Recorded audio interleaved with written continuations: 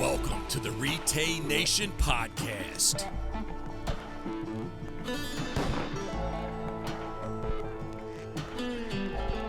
Join along with our team at RETAY as we bring you interviews, stories, and reviews from members of our growing community right to your ears.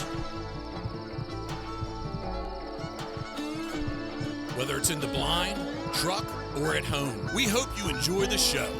This is the RETAY Nation Podcast. Let's go.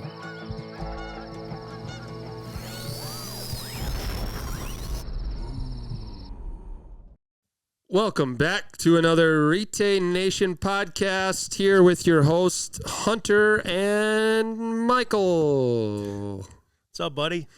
Oh, we're sitting here in a very special place, top secret. But we promise you guys this is the last of this. We will be upgrading studios after this. We shuffled some things around in the specific spot we're in, and we said no more of this.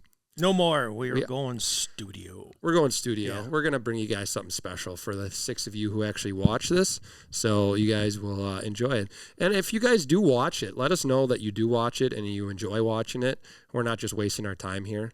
But we are going to bring you something special today, so if you are listening, tune over to YouTube and check out, because we have an unboxing today. We do have an unboxing. We have a new gun that is in stock. A little late, but right in time. But I do want to make a comment, though. That is one heck of a sweatshirt you got on there. Oh, thank you. Yeah. Where can you get that? Nice. Oh, you're nice. I know. We should probably show the back. Yes. But you go to where? Shop RETAY? Shop RETAY. I think it's Shop RETAY Nation, actually. Nation.com. Yeah, we got swag. Also, if you want to buy accessories for your gun or like replacement parts, that's all on there. But we got some new swag. We got this sweatshirt. Mike's wearing a sweatshirt as well, too. We got T-shirts. We got hopefully some hats coming soon as well, too. So excited about that. And yeah, swag's cool. I can fix my mic here. Maybe I got to boost my volume here. Technical difficulties. A lot of technical difficulties today. Yeah, well, that's just me. We have a lot of moving and shaking going on these days. We do. Yeah. Hunting season is now in full swing, so that is obviously keeping us busy outside of work. Michael and I are big bow hunters as well, too. We are.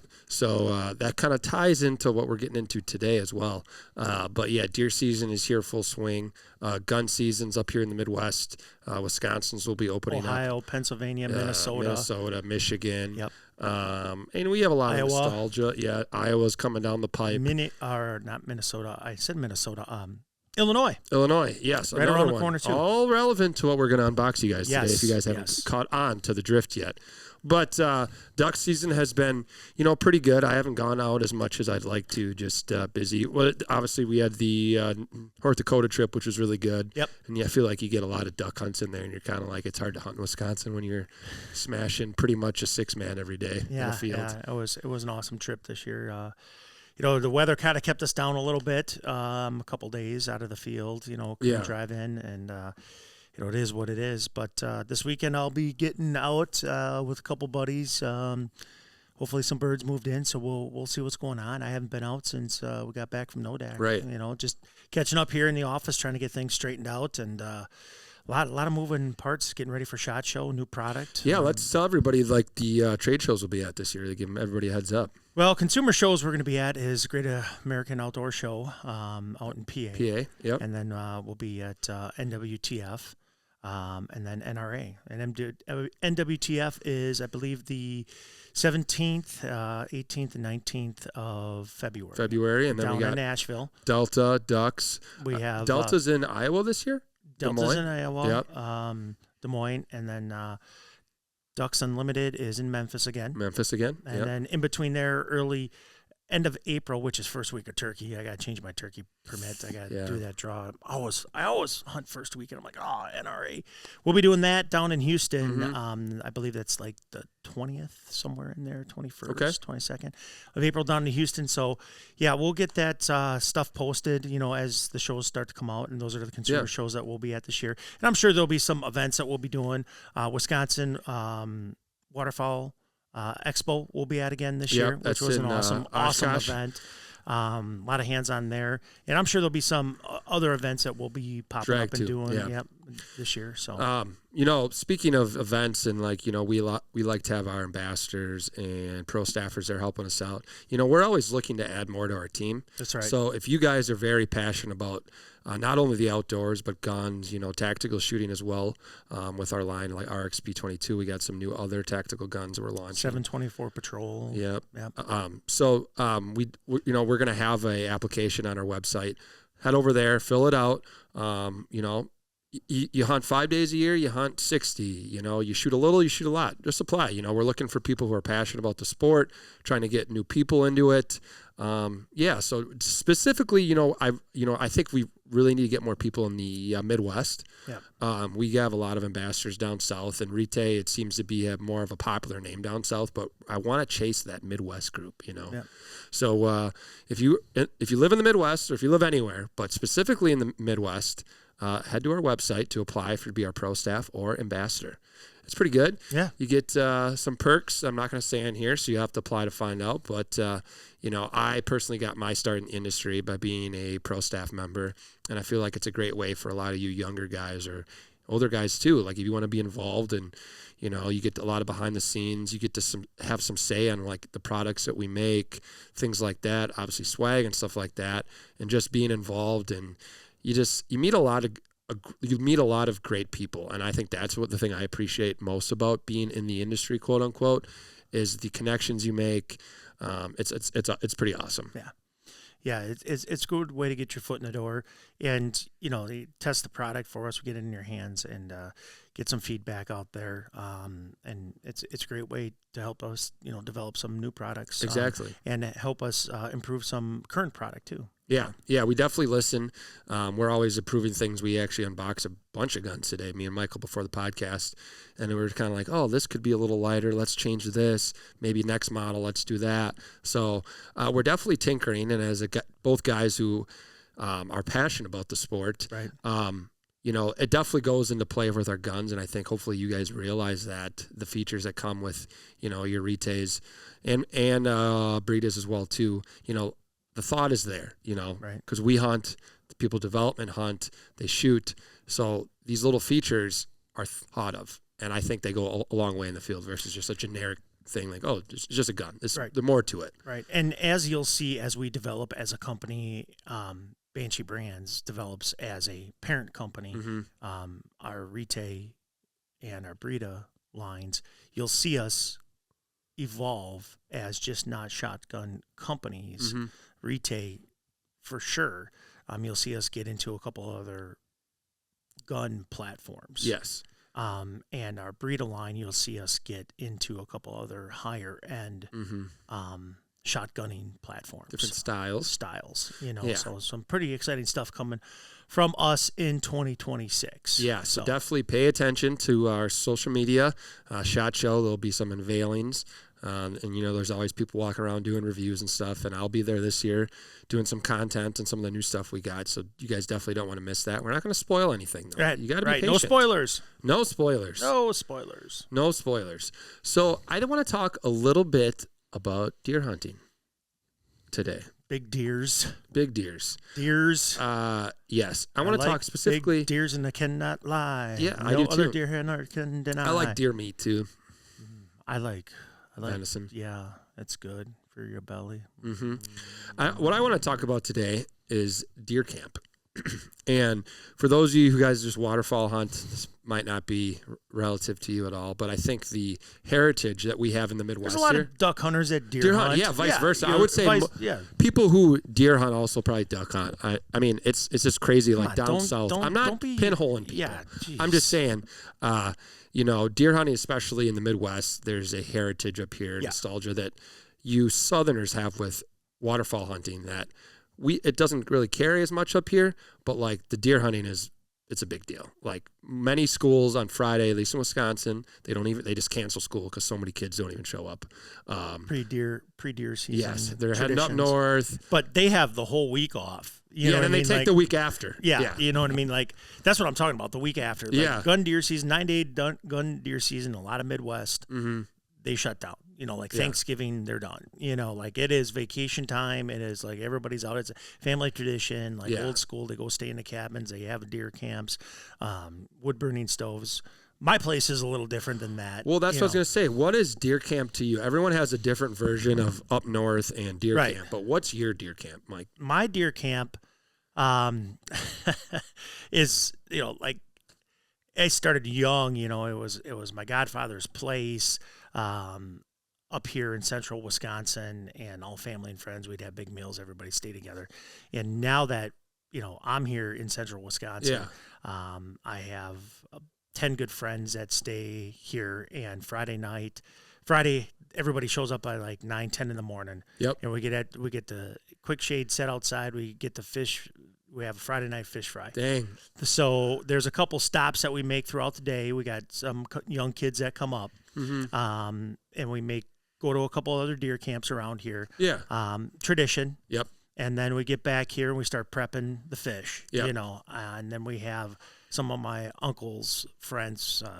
He's no longer with us. Stop by, and there's probably about 10 of those guys. Dang. And so there's close to about 20, 24 people here, depending in this shoebox. Yes. Okay. Yes. And we got a fire raging outside, and Andy's breading fish, and I'm running a fry with my cousin Trap, and Jeff's running fish in and out with his son Aiden, and we got gator tail that we drop. Really? Oh yeah, gator. Dang. You guys and then we fry some venison as appetizers, and we just get this fish going. We got perch, we got walleye, we got some crappie and bluegill. What are you guys drinking? Guys are drinking beer. Uncle Julius Kessler's. Yeah. Beers here. Some guys are drinking Bombay, Tito's. Oh, fancy. Yeah, it all depends.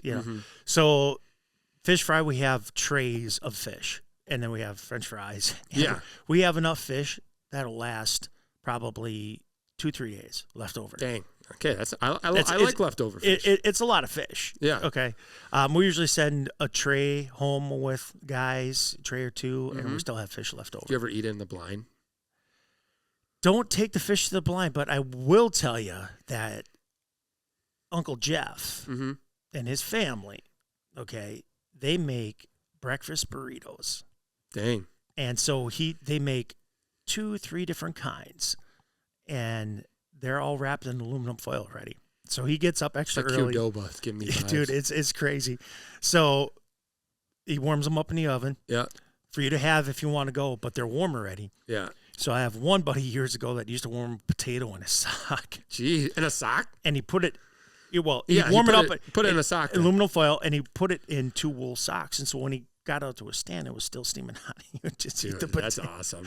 So guys take that burrito out to their stand or 2, and it's still warm, and then the little buddy heaters in the box behind. Warm it up, get a little crusty on the tortilla. It's good to go. So that's a tradition. Saturday night, usually Saturday, guys got bucks on the pole, they got some does hanging. Saturday night we have traditional Jackie's lasagna. You can't beat it. I can't share this recipe. Top secret. Top secret. If Jackie wants to share it, it's up to her. I call it Jackie's lasagna. I'm sure a lot of people make lasagna the same way, but call it Jackie's lasagna.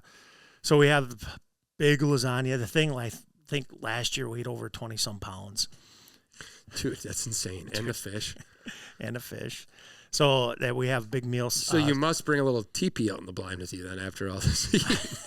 I'm sure there's. I could tell some stories where guys had a crawl in and crawl out right away. Yeah. Boom. Okay. As soon as you sit down, the coffee hits you. Right. Yeah. Right. And then the rest of the week, we have leftovers. Monday, we head up to the Scandy Bowling Alley to meet some neighbors, and they bowl in a bowling league. A tradition. Some friends from Big Falls come down, and that's a Monday night tradition. We eat there, getting some raffles, hang out, and hobnob a little bit. That's the only night we go out. Otherwise, we're always here. Business. People come here.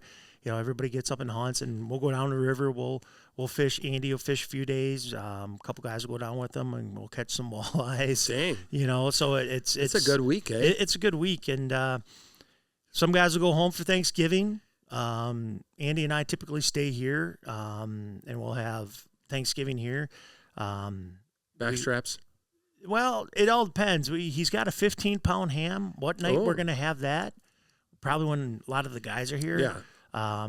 Jody, so 20 pounds of ham, or 15 pounds of ham, 20 pounds of lasagna, and 10 pounds of fish. But on top of it, we got Jody made 2 trays of cheesy potatoes and green bean casserole. So, like, dude, I'm not kidding you when we say why can we bring that much food to North Dakota? I don't know. Like, and yet pies. Uncle Jeff's bringing pies. Trap's bringing. There's gonna be so much food here. I'm coming up here. Right, dude? Like you'd be in heaven. But my septic gets a workout, man. Oh, like, yeah. You have to pump it on Tuesday. Oh, man. Yeah, so, we have a great time. I typically head home Friday after Thanksgiving because I like to go down and duck hunt. Duck hunting that's where I get torn. Like duck hunting is phenomenal here in Wisconsin, as you know. During gun season. Yes. It's the best time of year to duck hunt. So one of the guys that hunts with us in North Dakota, I hunt with him a lot around here. He deer hunts, a family tradition, and his family's right down the road now here. And we duck hunt that weekend. So either I'll head back Friday or Saturday and bang out some greenheads, that weekend. I'll have a deer or 2 hanging or 3. So you'll be set. Yeah, I'll be set. And cool thing about Wisconsin is you go right from the 9-day gun deer season, as you know, right into 10-day muzzleloader. So if you didn't get a chance, you got a chance with a muzzleloader. Yeah. But the cool thing on top of that about Wisconsin is during gun deer season and muzzleloader, you can use your archery tag to shoot a buck or doe, but you got to wear blaze orange. So you actually can sit in a tree stand, folks, with your bow or crossbow during gun deer season, and you can fill your archery tag. Yeah. Okay, and then pick up your rifle, and you can use a muzzleloader, slug gun, whatever you want. Shoot a doe. Shoot and fill your buck tag if you wish. If you didn't fill your archery tag. I know a guy who used to do taxidermy, and he shoots 2 deer a year with the bow in Wisconsin because he fills his gun tag with his bow every year. Shoots 2. Yeah, it's really cool. You know what I mean? Like if you're really hardcore, that's the week. If you really want to get after it, that's the week to do it because everybody knows it's like Thanksgiving. Like everybody like kills a big buck on Thanksgiving. That's the day to be in a stand. Yeah, because no one's out. Nobody's out. You know, and it typically gets colder here in a muzzleloader. And the guys that manage their property and have food plots, they're coming to those plots. Yeah. You know, so if it's cold, like some years muzzleloader's warm and it's junk. Like it's literally not even worth hunting. But.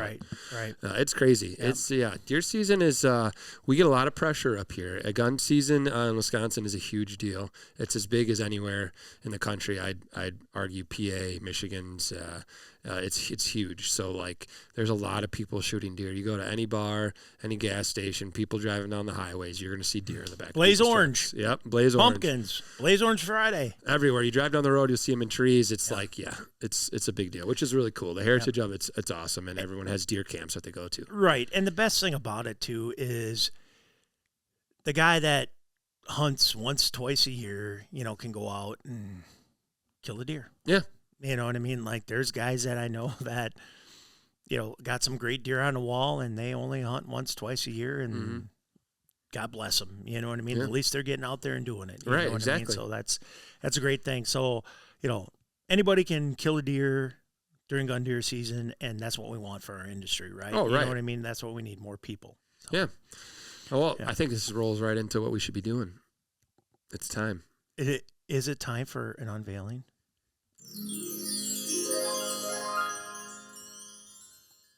What in the world? Right? I got a lot of cool things in here. It's sad. This isn't sad, though. This is cool.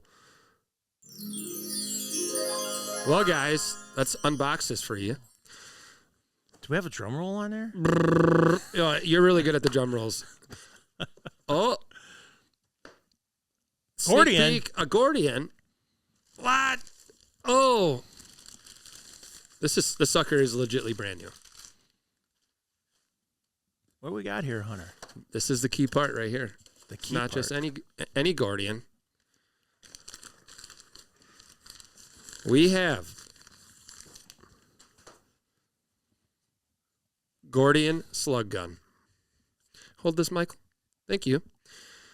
So, all you gun deer hunters, especially Illinois, Iowa, certain parts of other states like Wisconsin, certain parts you have to use straight walled or muzzleloader or a shotgun. So, for you guys, I'm missing the bolt yet. That must be in the box over here, by you. Yeah. We have the Gordion Slug. All right, and I'm putting it together for you guys as you see. Michael, let's tell them a little bit about this beaut of a gun.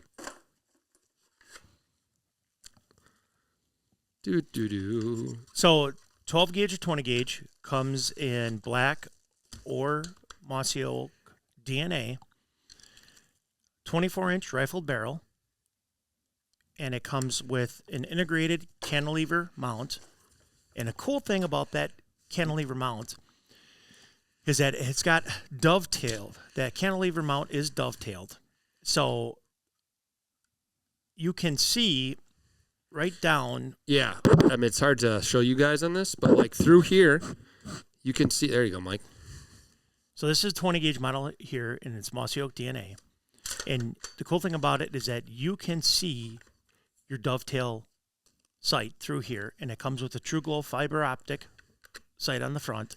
So you can mount an optic on here, okay, and yet that deer is close to you. You can use this integrated mount to see your dovetail, which is pretty slick, okay? It's back in the day, all you slug hunters or straight wall cartridge guys out there put see-through rings on there so that you could use your iron sights. Well, here we have a channel grooved right through here, so you can use that dovetail on there, okay? So this is brand new for this year. Gordion Slug gun, 12 gauge, 20 gauge, okay?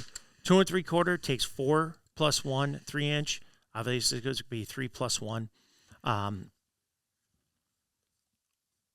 Obviously, the patented Inertia Plus bolt system. You guys doing deer drives, walking through buckbrush, cattails, you name it.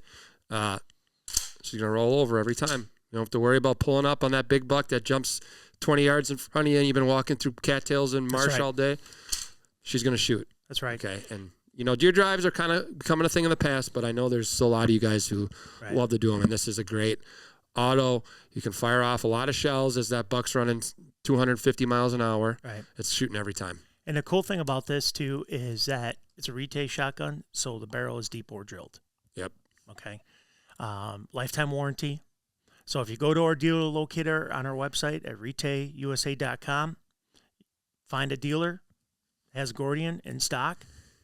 Got them in stock right now. I know it's close to the season here in the Midwest. Some seasons start before Wisconsin, after Wisconsin. I'm going to drop this podcast probably tomorrow, so it's out, so people know. Perfect. Yeah. That'd be great. Yep. In stock, ready to ship. So 20 gauge and 12 gauge, black and mossy oak DNA. Rifled barrel. I don't know if we said that. Yep, rifled barrel. All right. So, like, I mean, I'm going to say we haven't shot it yet, but, you know, some of the testing we've done, accurate, you know, 100+ yards, easy, 200, you know, getting the right bullets, shooting sabots out of here, obviously. You know. Hornady Sable is what I'd recommend. Yeah. Best probably one out there that I've shot through a rifled barrel. But, you can't beat the price, $8.99, lifetime warranty, and like I said, this cantilever, you can see your dovetail and your True Glow fiber optic sight, and yet you can still mount your scope on there. You know, you're walking through the brush, you can't get him in the scope, just peek underneath, there he is. And like Hunter said, inertia, rollover bolt, going to go in a battery every time. So, lifetime warranty, can't beat it. Gordion Slug gun. Check her out, black, mossy oak DNA. That's right. And then next year we're going to have straight wall cartridges. Oh! Hold on. I'll find the right button for this. Applause. Woo! Yay! So stay tuned for that, but we're going to have that next year, 2026. You'll see that. And then we'll have a couple other platforms coming out soon after that. But, yeah, I kind of let the cat out of the bag there, so stay tuned for that. So all you Illinois, Ohio that want to reach out and touch a little bit farther, you can. Straight wall is very, very popular right now, but these are in stock. We can ship them right now. So, again, go to retailusa.com, dealer locator, find a dealer near you. Gordion Slug, baby. Yep, check her out. It's pretty sweet. I haven't shot a slug gun in a long time, but this has kind of got, I kind of have the itch to like just whack and stack with these things. Yeah. It's kind of awesome, like it shoulders pretty well. And that dovetail is pretty awesome. So yeah, its shoulder's really good, but that dovetail mount to see underneath your whatever you decide to mount on here, that's clutch. And I think we're sending one with a guy this next week to Minnesota. Who's gonna give her a shot? Yeah, he's gonna give her a shot. A shot. See what I did there? Dad joke. Yes. So we're going to get some content hopefully out of him. They typically do pretty good. So we're going to, we're actually going to mount a scope on here right after it and send along. So I got it in my backpack, my scope. Backpack. Dora. Yeah, so we're very excited about the Gordion Slug gun. This gets us into the deer hunting realm. Besides all our great turkey duck tactical stuff that we got going on, like Mike said, with the straight walled and some other new things that we're not going to tell you about. The deer hunt is coming. It's coming strong, baby. Yes. Yeah. They're right around the corner here. I know. It's crazy. We've been bow hunting. I don't have a lot of deer at the farm, according to cameras and surveillance personal. My last weekend, I hunted all weekend after getting back from North Dakota. My wife wasn't happy, but I saw 2 spikes all weekend. Are they ever happy, though? Seriously. It's a battle. A friend of mine, I won't mention his name, but I did mention his name earlier. But in this contents, I won't. Context. Thank you. They knew what you did before you married them. Yeah. Like, what did they think was going to change? This is what we do. This is who you married. This is who we are. Yeah. Like, I'm not going to change what I do and how I do things, right? Adjustment's okay. Yeah, I had to adjust some things. Yeah, that's completely understandable, especially when you have kids. Like, yes, there's a balance. There's a healthy balance, and everybody needs to find that. Yes. I get it, and I understand that, right? But it's go time. Well, the crazy thing is like, I was kind of in one of those little slight battles this past weekend. But, you start thinking about, and I was sitting, because I have a lot of time sitting for 12 hours a day thinking about these things. Like, I was a guy who probably hunted like 50 to 60 days a year before kids and things. And over 100 hours in the stand. Yeah. And stupid. And things get cut back. You have kids, and I have no problem with that. Like, I look nothing more forward to coming home to see Miami after hunting, and she loves this stuff too. But it's like you cut back, but like this time it only comes once a year. Like the rut, like let's just quote unquote the rut, like 3 weeks. The rut. Mm-hmm. You have all the pre-rut, you have post-rut, you have late season, everything else. But like the rut, which is like the most magical time of the year for us deer hunters, only lasts like 2 weeks, right? And like I just sat my last bow hunt of the year probably of the rut, and like as fast as I was in the tree, I was out. And I'm like, I have to wait another year for this. Like it's kind of a sad thing, because there's like something about it for you guys who deer hunt. You guys know what I'm talking about. For you guys who don't deer hunt, like. It's like those few weeks when the mallards come down and they're there, and like you only have this window, right? And then you have to wait a whole year for that window. Like there's that special time of the year for everything. Turkey hunting's the same thing. Fishing's the same thing. Like you have these little windows, and then as fast as it comes, you look forward to all next year, right? I see what you're saying, but there is a sweet spot, yes, but there are times where there's a second rut. Oh, yeah. I'm not saying that at all. I'm just saying like that magical, the leaves are like the last few leaves are on the tree. You walk in the woods, the frost is on your boots, and like the smell of like the dead leaves and just like the vibe of the sun coming up. It's just like, it's a vibe, right? You're the one that had your buddies convince you got to go to Wyoming or Montana. Like you're leaving yes. Yeah, like that was just poor planning. It was not poor planning. We had a vote in our Facebook group of the times of weeks ago. I wanted to go the week before North Dakota, and I got outvoted. So I got my arm twisted into going. And this week, yes. I would have said, I'm not going. We waited 2 years to draw the tag. When the group's going, I would have said no. You're the stick in the mud, huh? Dude, you just got done saying It's the most magical time of the year. Yes. Oh, I know. I 100% agree. And like I said, I'm probably not quite as bothered just because, like, I don't have a deer that I would like to shoot right now at the farm, and it's a rut. Anything can run in there. And I know neighbors have big ones. Right, myself, yeah. And it doesn't mean everything's anything. off when it comes to gun deer season. And it's just like you said, it's not really just about shooting a deer to me. It's just being in the woods this time of the year. You get to see so many cool things, the vocalization, the chasing, just like deer doing deer things that you don't see any other time of the year. They're so stupid you could walk up to them and shoot them? Sometimes. I mean, I got down out of a stand once, and I had this, like, it was a spiker or it was a nub, and it was so cool. This thing did, like, laps around my tree, like, around me at, like, 30 yards. It would come, it'd run, and it'd stop and look at me, and then it was like a dog. It'd run around me again and stop and look at me. And there's just, like, things like that, like, you just don't get any other time of the year. It's just special that make you appreciate this time of the year. And some of these significant others who don't understand that because they haven't experienced that don't quite get that, right? Like, it's just special things. Right. It's like when the ducks come down, or like in Wisconsin, you know, our field hunting is really at the end of our season. And I always say it's kind of like field ducks, right? It's the most magical time of the year. Yes. It's such a short window. And if you count like guys who like us who work during the week and they can only hunt on weekends, and then you have the weather that you need, like you got like a couple days. Yeah. Couple days, maybe 3-4 days of the year where you can do that. Right. And then it's like, oh, well, I have to go to gymnastics. Well, I'm not doing that. It's gone. You know, so like, I don't know. It's a funny. I'm texting my buddies who are also married and have young kids, and they're all in the same battle. Like, I got to get out. How do I convince it? I'm like, oh, you got to, you know, just do a little extra things during the year, during this time of the year to just make her happy. And so you can sneak out for a little extra times. Like you asked me, like, oh, should we go hunting after the podcast? I said, no way, man. I am in lockdown. I am in the dog kennel, leashed up until I go to this Montana trip. Yeah. To your point there, like, you know, I had a good friend up this weekend, and you know, like the winds were finally right. Yeah. You know, because the past few weekends he was around, the winds weren't right. Right. You know what I mean? And we're like, well, where do we sit? What do we do? You know what I mean? Blah blah blah blah blah. You know, and so like, you know, come to my property with me. Let's get over there, and you know, like, just did not work out. You know, we had good winds finally, you know. I was over there the other day, and I was walking out. I was frustrated, you know, and I get to the truck, and I just see this 10-pointer coming down. I could have snuck. I was telling you, I could have snuck through my corn and shot him, but I was just so frustrated with the situation I was dealing with. Yeah.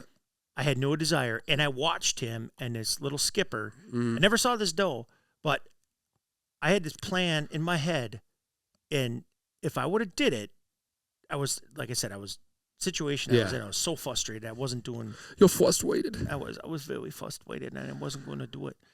It would have worked, but I knew if I would have went and did that, it wouldn't have worked. Yeah, you know I know what you're getting at. Like how it would have worked out in the end. Yeah, it would have been like a bad deal. But to your point, you know, like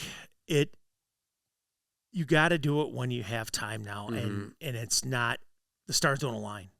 Yeah, right. And you get very, like, you know, you and I are both very analytical about when we can hunt. We talked about this on earlier podcasts, like, you know, picking your days, you know, and that's kind of my thing, versus like putting in so many hours and hunting a lot, which I'd still love to do. But now you have to pick your days. Right. And so watching the wind, watching weather, watching cold fronts, watching moon phase, and this is for ducks or deer, you know, picking your days. And then when those days come and you can't do it, it really hurts, right? Because you know that's when you need to be out there. Right. And that's the part that sucks. And I think, you know, as now that being a father and have to be home more and stuff like that, like I appreciate being out there more than anything, more than I ever have. Sure. Versus like the harvest, like no doubt I want to shoot ducks. I want to shoot a big buck. That's the goal. But like now as I'm sitting there, I'm like, it's just nice just to be here, even if I don't shoot one, just because I know my time is limited. Right. Right. And I think that is part of the hunter's arc. The hunter's arc. Right.